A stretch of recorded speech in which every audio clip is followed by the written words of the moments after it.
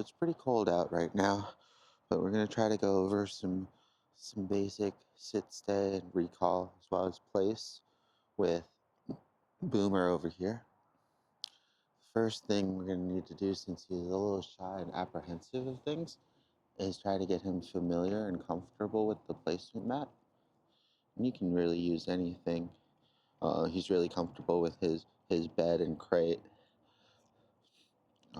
But the main thing is being consistent and rewarding them when you ask them to come somewhere,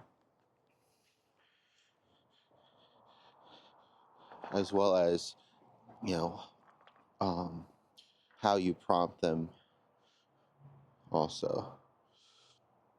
Usually with something like place, I'll point to something. Good boy. So he saw there that he moved his attention to where I was pointing, which is good. Eventually what we do to that, and then add into that him actually moving to that position. You can see he's a little unsure. Good boy. Up, up. Good job. Good. All right. And since he's a little apprehensive, good boy. We want to take things slow at first. If he needs help later on, then we can do that. But if initially you try to force him on or anything, that could cause the opposite effect, and he would probably want to stay away or move off of it. Good boy. So I'm going to let him kind of walk around and wander, but I'm going to stay. Oh, good boy. I'm going to stay close to the placement mat. And then whenever he does check in, I'm going to go ahead and prompt him again. Hey, Boomer, place. Good boy. Yes, very good. Here you go. Got 2 paws up on it that time. Good job. And I'm not going to force him to stay or anything right now, right? Because we're still in that beginning stage of him getting used to something. And I really want him to feel like he can kind of take this at his own at his own speed. And you can tell by his body language that he seems to appreciate that. What? What? He's not going very far from me, which is very interesting. I'll probably let him walk around with me if he doesn't move on his own here. Boomer, place. Oh, good boy. Good job. Now, while he's still on there, we're going to try our best to get him all the way on there. Come on. Good boy. Almost. There you go. Good job. We're just building a positive association with him being in a location. I'm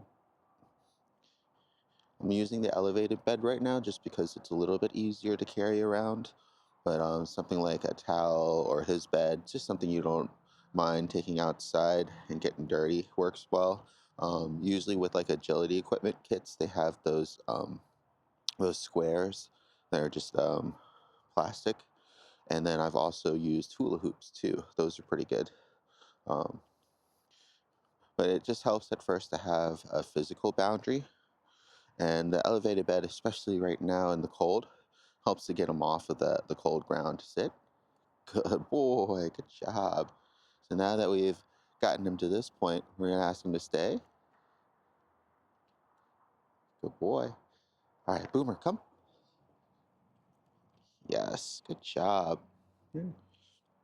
And the sit, stay, and release part wasn't very far. Those are all things that we can build on. Both the duration, how long he has to stay there, the distance, how far away we are. And then we can also build on through distractions too. So like squeaking a toy or or having a squirrel go by. Oh, good boy. You ready? Place.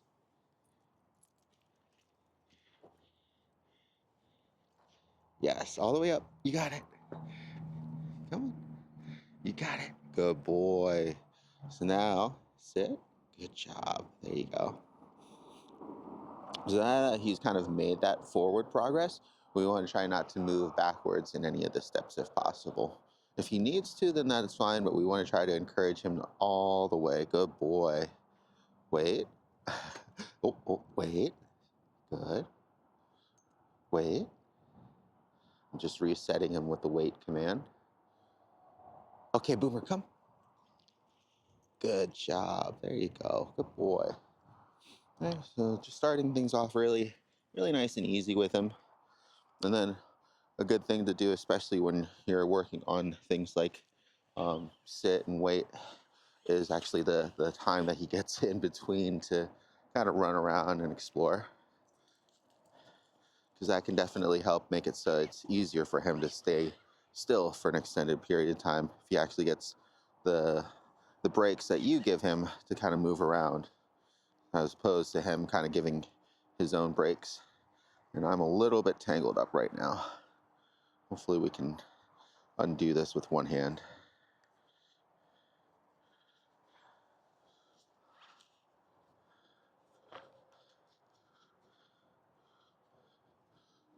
Might not be able to. Let's see.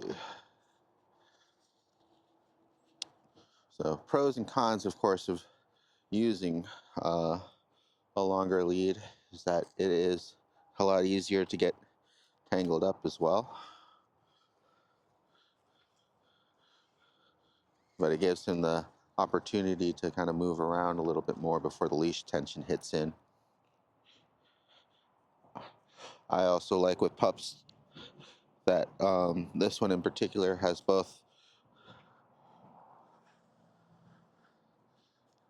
this part here that helps to slide out the leash and helps with not getting rope burn, like those that instance there when he kind of pulls suddenly.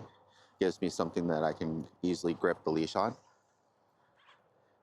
And I forgot it this time, but I would normally add a bungee to the end of this too, so that way when he does hit the end of the line or when I do have to pull it, there's a little bit of that cushion from the bungee slowing him down before it reaches the end. I'm trying to get to him to untangle this part. There we go, he's got it. All right, so now that he's kind of at the very end there, let him run around. Very excited to kind of be out in the open. Hopefully when the weather is a little bit warmer, we'll be able to hit different areas and different trails. We don't want him to go into the brush, so I'm going to go ahead and pull him back a little bit there. Let him wrap around this way. Okay. And then when the leash gets tight this time, I'm going to try some recall with him. Boomer! Boomer! Boomer! Come! Come on!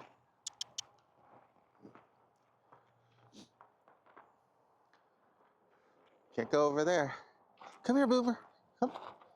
Oh, good job. Good boy. Good job. Good boy. Okay. You can tell, even in this environment with a lot more distractions, and he's a little bit more excited, it's harder for him already to recall.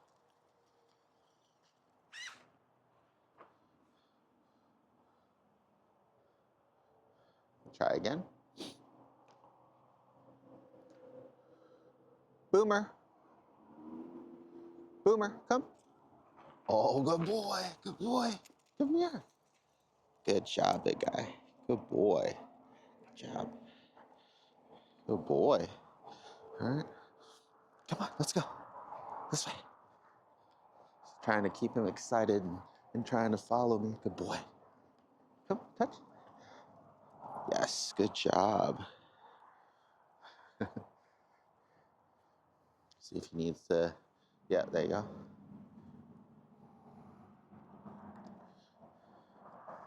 I'm trying not to get us tangled up here. Let's see. I'm gonna pull him straight back, hopefully. Boomer. Boomer, come. Yes, good boy. Good boy. At least when we do get his attention, he seems really excited to come back, which is really good. So the hardest part is going to be breaking that fixation on whatever his nose has gotten him, or sometimes too his eyes gets distracted. Okay, So once again, I don't want him to get wrapped up behind there, so I'm going to make it so he can't go on the other side of that little pole there. Now I'm going to walk back now towards the mat. See if we can get him to recall and place back on there. Hi.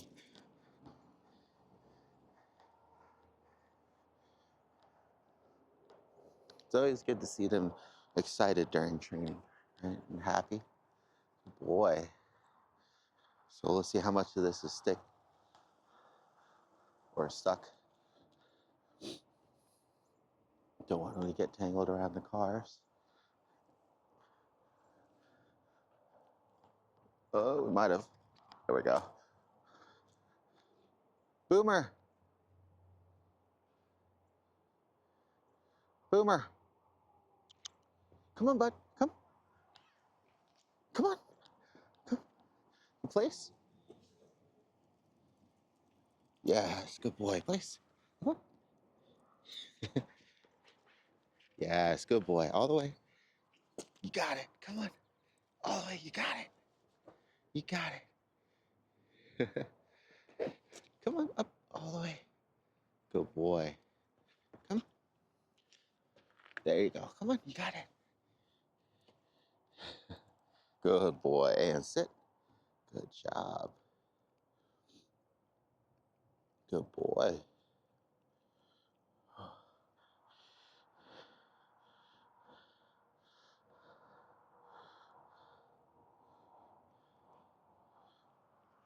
So we got somebody with their kids leaving the garage there.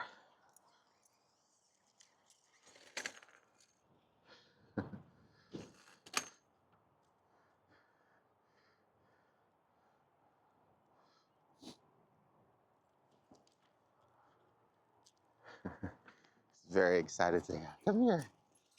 Oh, good boy. Up, up. Good. Good boy. And sit. Good. There you go. Good boy. Good boy. Yeah, we'll let him go and run off again. Oh, good. He hasn't gone too far or stopped himself, so see if we can get his attention now that he's distracted with the family. Boomer. Boomer. Oh, come here. Oh, good boy. Good boy. Place. Come on. There you go. And sit. Good job, big guy. Good boy.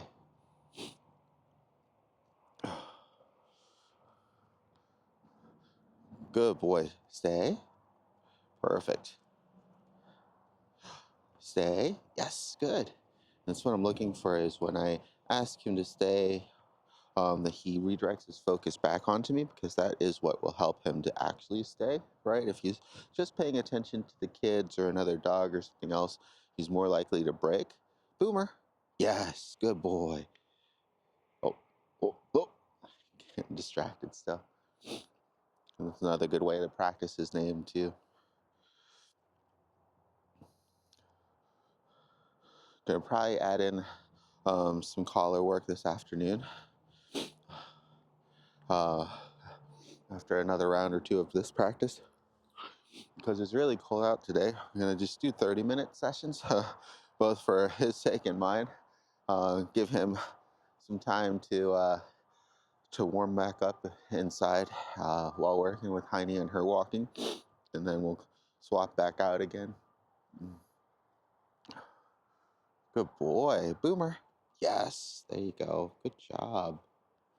So this is really good practice for him to just kind of sit and stay in one spot and feel rewarded for not moving, right? Responding to his name and refocusing back onto us. That's really good. Here. Good boy. Good job.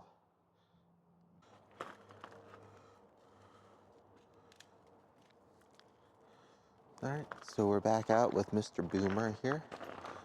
He's got the GPS collar on. We did discuss with his parents, and he is somewhat experienced with the beep and the vibrate because of the invisible fence. But we're still gonna go slow and test to see how sensitive or reactive he is to it. Still want to try to make it so it's more of a way to get his attention than any kind of correction. The reason why is just because we've been doing some exercises the past couple days, just trying to get his attention with his name. And for the most part, he's been improving, but it's definitely when he's got something on his nose that you're going to need a lot more help with.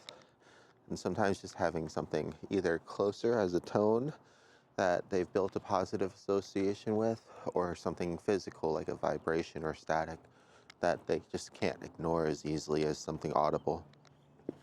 We're just going to go ahead and test that now here during the walk.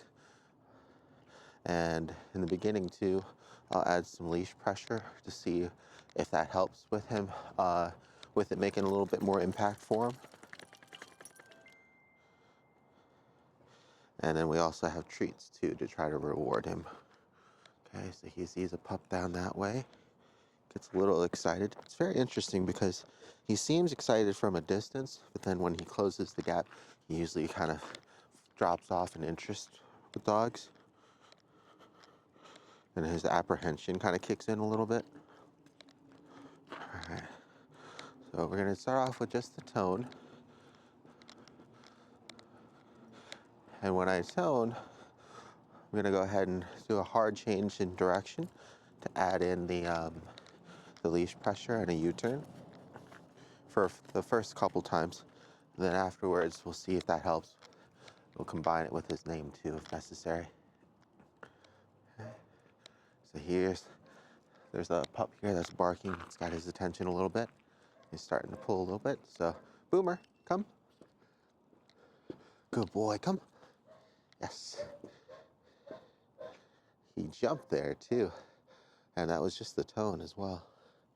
Good boy. So yeah, he's pretty sensitive, it seems. Either that or just kind of startled him. We'll try it again. Boomer. Good boy. Good job. You usually don't have too much of a hard time walking backwards, but because a lot of the sidewalks are still a little bit icy in different patches, it's probably not the safest thing to do. Good boy. So when he starts to kind of overshoot and hard pull going the wrong way is going to be when we practice, just to get him conditioned also with good leash manners. Good boy, come on, big guy. Good job. Since he's walking well right now, good boy, come. Good boy. Seems a little apprehensive. Let's see if a treat will help. Oh yes, there you go. Good boy. It's definitely food motivated, so that'll be good. Oh, it's pretty cold out. I think for either late night walking, we're gonna definitely share the jacket that we use with Miss Heine, because it should fit him as well. That'll help keep him warm in the evening. Okay, so he's walking really well right now, so if he checks in or anything, I'll just give him praise and maybe a treat. Good boy. And we'll keep practicing the recall with both his name and the tone. Good boy, come on. Boomer. Yes, good boy. Okay, didn't need the tone that time. The goal is to still get him to listen without anything if possible. And so we really want to try to continue conditioning his response to just his name whenever possible. So we're just going to kind of go up the order of operations here. We'll start off with his name in conjunction with or after the leash pressure. It'd be great if he responded to that first too. But then if he ignores both of those, then we'll do the tone. And then if we find an instance where the tone isn't enough, then we'll do the vibrate. But judging by that first reaction, I have a good feeling that the tone might be more than adequate. Just got to get some practice in with him. He's walking really well right now.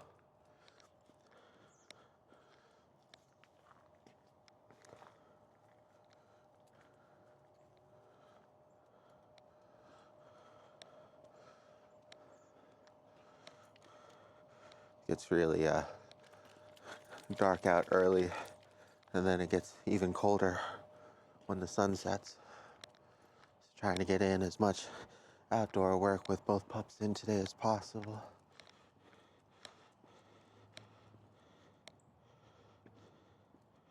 Okay, the leash is nice and loose. We're just going to continue on walking. Boy.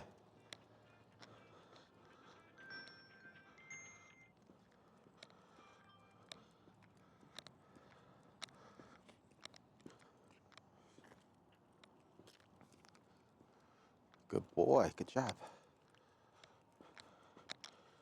Did well recognizing the leash pressure as a boundary there. Okay, so now that he's starting to kind of pull, okay, we'll wait. Might be because he just wants to get up to this thing and start marking. I don't know. He's definitely a sensitive pup. See if we need to pause. Nope, he's just peeing.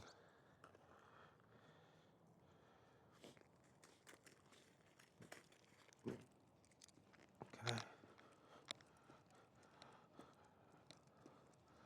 Okay, so seems like he's getting on a good roll here. He isn't quite pulling yet, but he's definitely picking up the pace. And as soon as I say that.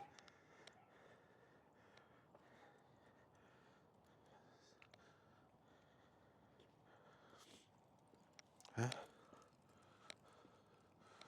Boomer.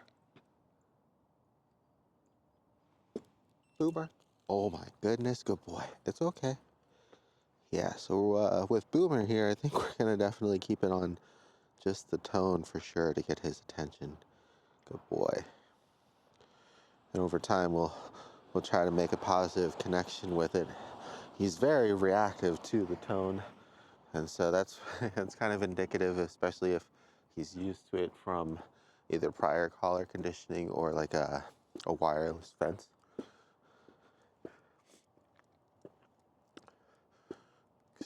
Because usually what follows after that tone is not good if he's not paying attention. So it would also explain why he seems a little bit more apprehensive to continue walking. Good boy afterwards too. A lot less excited to follow his nose. Good boy. It's okay, big guy. You know, and this is a good and a bad thing. It's good because now we have an easy way to redirect him. It's bad because it's borderline startling or scaring him. We want to try to make that a little bit more of a positive situation for him during the training process. Just because he's naturally already so skittish and scared about everything, we don't want the entire training process to be a negative experience for him. But it's good to know at least.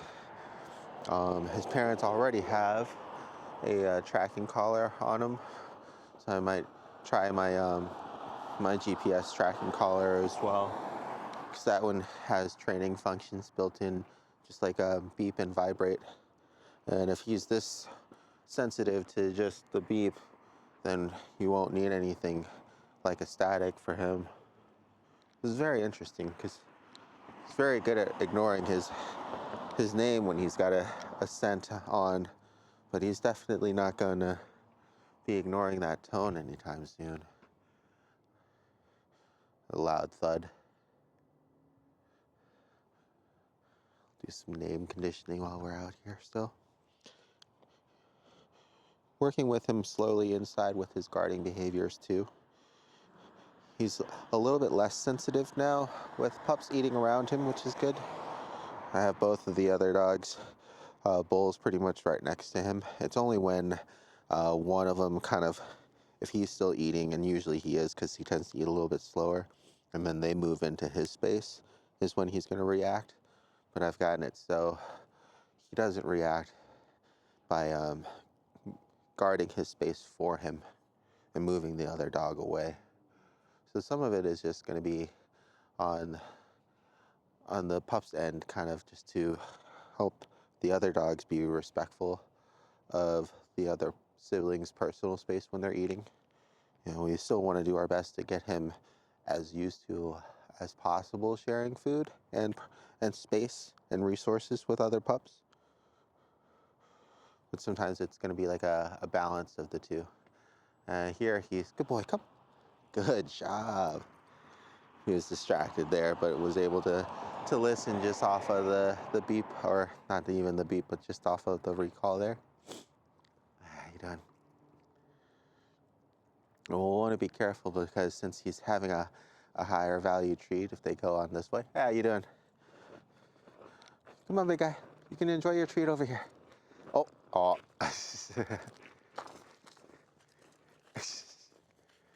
Good boy. All right. Hey. Good boy. Boom. There you go. Good. Was hoping he'd take it with him, but he just dropped it and was more interested in the pup. Like I said, which is really interesting because once he does meet the dog, he hasn't been very receptive to playing at all. So I think that initial excitement is just for the greeting part. Didn't need to do the tone or anything there.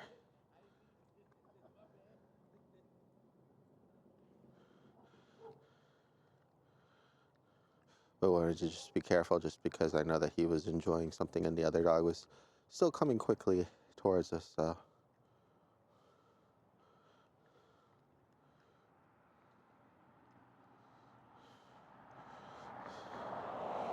Same thing here. We have a gentleman coming up.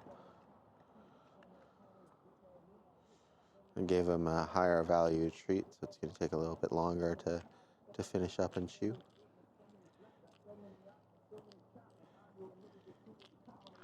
Good boy. This way.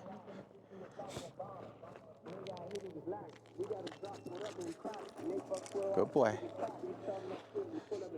Good boy. Yeah, so the tone can definitely help with redirecting him, but it does seem to borderline startle him, almost as if it was on a static that was a level too high. So it's very interesting. Good boy.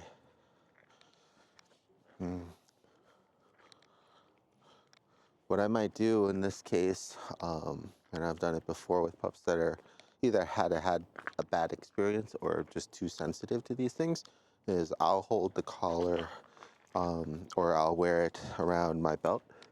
And so that way he can still hear the beep, but it's not directly on him.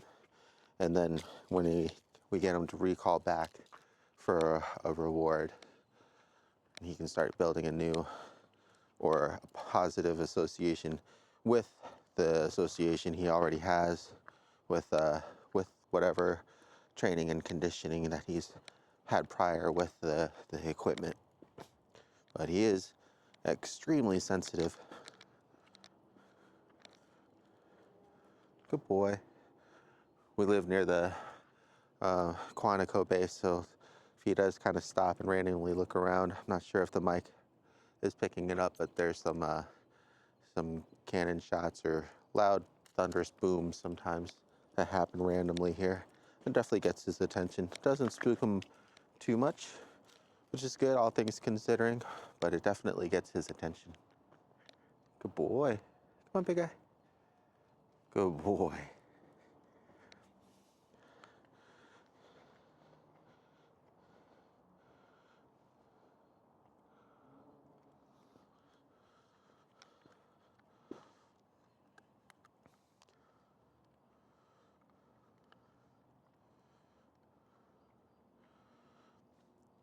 And something we can also do is work backwards, since we know he's so sensitive to the beep, is really get him to respond first to the leash pressure and or his name, and then can actually use the beep as well as a boost to redirect his attention or a consequence just by the way that he's reacting. Good boy. The main thing is we want to give Boomer as many opportunities as possible to just do the right thing on his own first with as little pressure as possible, especially considering his demeanor and his personality, right? You can be careful not to traumatize him during the training process in any way. You try to make it as enjoyable for him as possible, and considering how well that he's been walking, and the fact that he does enjoy working for treats and he's getting excited for it doesn't mean that we don't really need to add that much negative impact and or train with really harsh consequences or anything. Hey, good boy. You checking in on me, big guy? Good boy.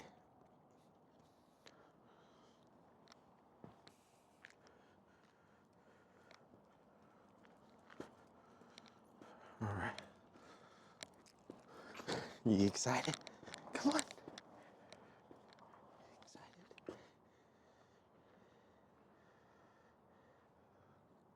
Good boy. Come.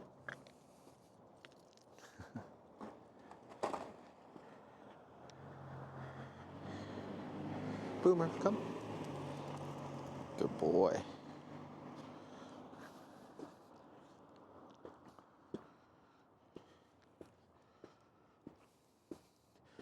He did pretty well this afternoon, trying to wake him up slowly and gently at first from his naps, especially since I'll have him outside of the crate. And then trying to find that kind of tipping point where it startles him so much that it it triggers that reaction, and then take a step back and work from there. Try our best to get him comfortable with being suddenly awoken, and not feel like he has to defend himself or panic, right? We're going to try to do that towards the end of his naps as well, just because these guys, they kind of need their rest between sessions, or else they can become a lot more irritable and just tired too, especially with Heine being a very young puppy that needs a lot of sleep during the day. He seems to be less active overall. It might just be because he's still getting used to his new surroundings and situations.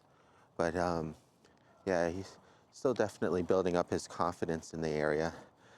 Oh, we're gonna pause here. Yeah, all the pups are definitely doing their best to get him out of his shell. And they're all really friendly. A couple of times he started playing a little bit and warming up, which was good to see.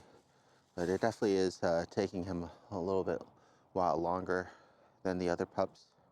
And that just might be his social apprehension or lack of social skills. They said that he does well with other pups too, but it also might be that the dogs are a little bit too energetic and too forward for him. Usually with pups that are generally more skittish or shy, they do better. Good boy, come. They do better with dogs that are a little bit calmer. Still friendly and playful, but just not as intense and energetic, I guess is a good way of saying it. All right. Come on, Boomer. Good boy.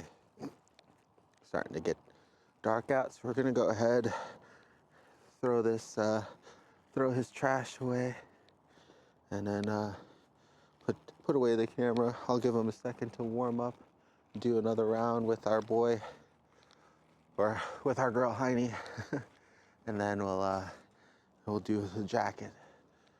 Come back out here. Oh, what? Hi. What? Come here. Hi. Oh, thank you. Good shake. Okay, I'll see it. Good boy. Oh, thank you. Good boy.